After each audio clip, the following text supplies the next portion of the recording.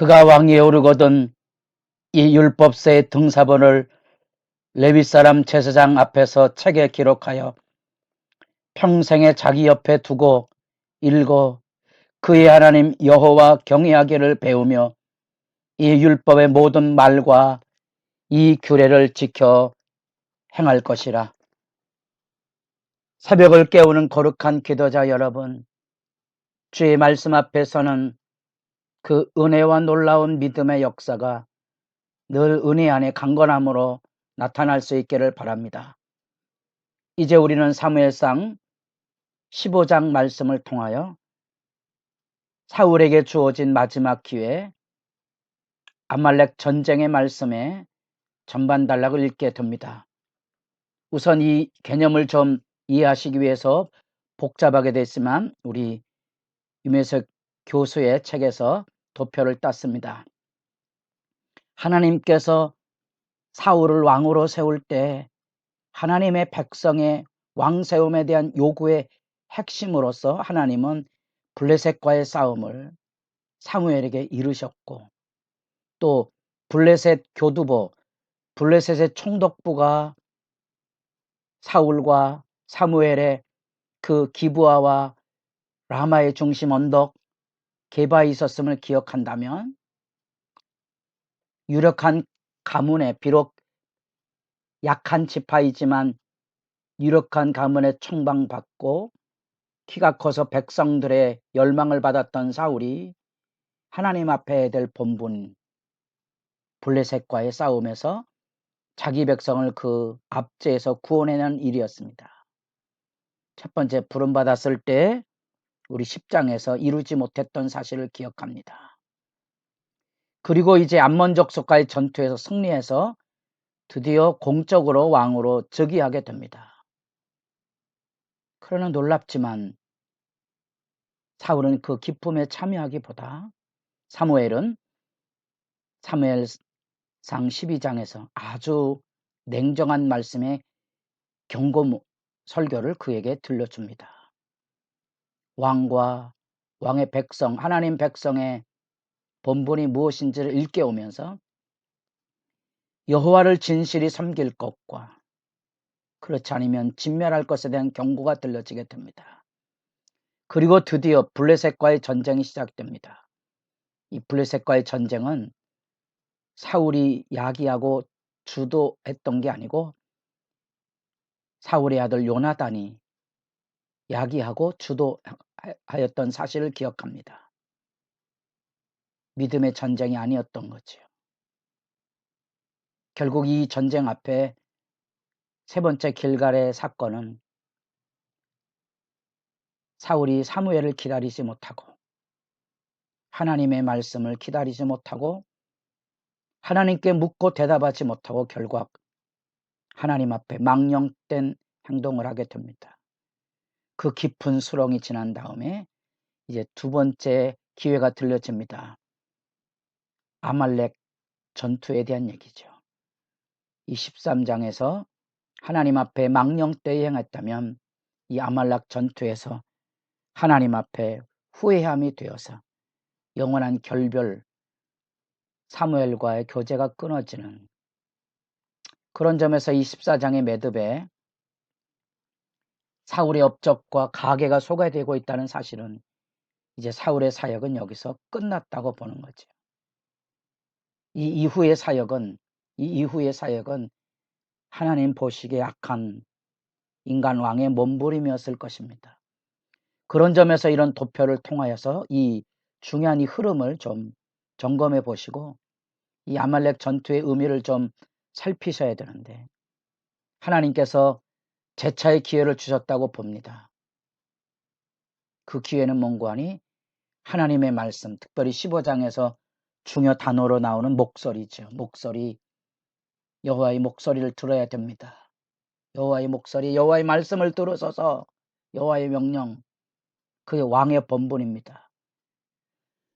왕정이 새롭게 시작이 될 때 그 왕정을 자리매김해야 될 사울의 역할은 하나님의 말씀을 들음으로써 선지자와 왕정 제도의 기초를 세우고 사사시대로 이루어졌던 새로운 전환점 안에 왕정의 기본, 하나님의 말씀에 기초해서 하나님의 백성을 다스리는, 자기 백성이 아니고 자기 백성을 다스리면 압제와 착취로부터 자유로울 수 없고 힘의 숭배로부터 벗어나기 어려운 것이기 때문에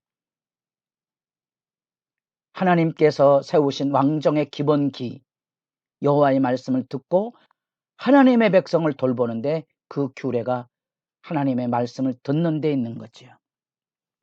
이미 신명기 17장에서 율법서를 항상 곁에 두고 지켜야 될 왕정 제도의 기본기, 그 사역 앞에 사울은 지금 길갈 사건을 통하여 실패하고 몰락했던 겁니다. 그런 점에서 여기 다시 사무엘이 사울에게 이르되 여호와께서 나를 보내어 다시 하나님의 말씀을 전달했을 때 그것은 새로운 기회였죠. 그 기회의 명령은 아말렉 족속을 진멸하라는, 이것은 단순히 정복과 약탈로 이루어지는 고대 사회의 전쟁이 아닌 종교적인 전쟁으로서 하나님의 심판을 선포하는 겁니다. 모든 것을 하나님께 바쳐드리는 거죠.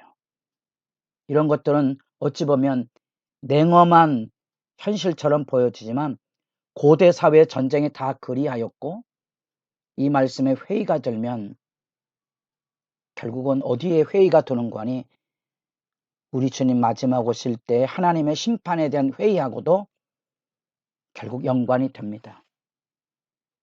그래서 자유주의적인, 다시 말하면 보편적인 인간 정서에 기반해서 말씀을 읽기 시작하면서 일어났던 신학적인 전환이 결국은 하나님의 말씀의 본질을 흐리게 됨으로써 십자가도 또한 마지막 날의 종말의 심판도 흐려지게 되는 거죠. 진멸의 개념을 그런 개념으로 이해하시면 받아들일 수 있습니다.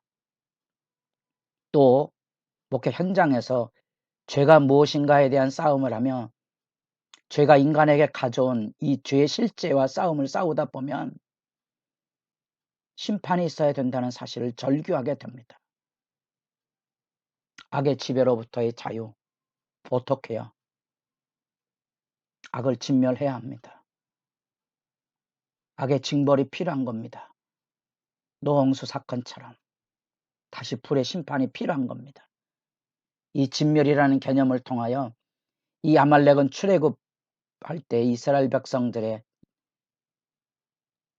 뒤통수를 치는 야비한 전략으로 아말렉이 등장하고, 아말렉은 중앙산지와 이스라엘 지역의 남부 지역에 흩어져 살았던 유목 족속이고 약탈을 일삼는 야만족이죠. 그때의 출애굽의 뒤통수를 쳐서 군대가 진군하고 있는 후미를 공격했던 그 야비함에 대한 하나님의 심판이 선포되었던 거지요. 그 출애굽의 말씀 그대로 이제 하나님께서 이 이스라엘 백성들에 대한 그들의 죄악에 대하여 하나님의 진노가 쏟아지게 되는 거지. 그 진노의 명령을 수행하도록 지금 사울이 부름받은 겁니다. 그러나 그는 이 하나님의 심판의 실제를, 의미를 알아차리지 못하고 왕을 생포하고 하나님께 진멸하라 그랬던 양과 소의 소중한 것들을, 귀하고 값싼 것들을 남겨두게 됩니다. 나중에 논쟁을 여러 번 하시면 9절 말씀에 모든 좋은 것을 남기고, 백성들의 탐욕이 있었지만 그곳에는 왕의 책임이 큰 거지. 왕이 그것을 분명한 선포를 통하여 진멸령을 이야기해 줬어야 되는데 사울이 그것을 행하지 않았다는 거죠. 사울의 책임이 큰 겁니다. 왜 그랬을까요? 전쟁의 의미가 그거죠. 실추되었던 13장에서 14장에서 백성들이 결국은 이 블레셋 전투의 구원 역사로서 요나단이 지목이 되었고, 요나단을 죽이려 했지만 백성들이 거역하고 있었던 사울의 입장에서는 왕권의 위기를 느꼈을 텐데 전환 기회를 맞았던 겁니다.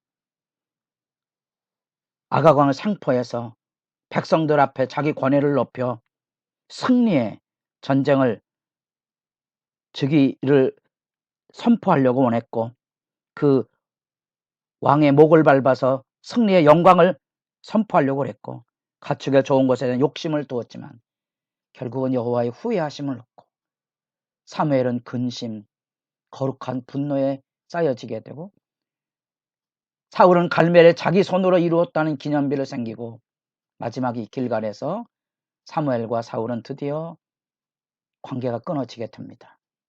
하나님의 선한 기회가 주어졌는데 왕의 질서, 말씀을 청정하는 본분을 잃어버렸고, 온전한 순장보다 인간의 열심으로 움직여지는 비극 역사를 여러분 지켜보시면서 하나님의 이름보다 중요했던 자기 이름 높이기의 덫의 교훈을 가지고 하나님 앞에 슬픈 마음에 엎드려지는 시간이 이어져 가기를 바랍니다.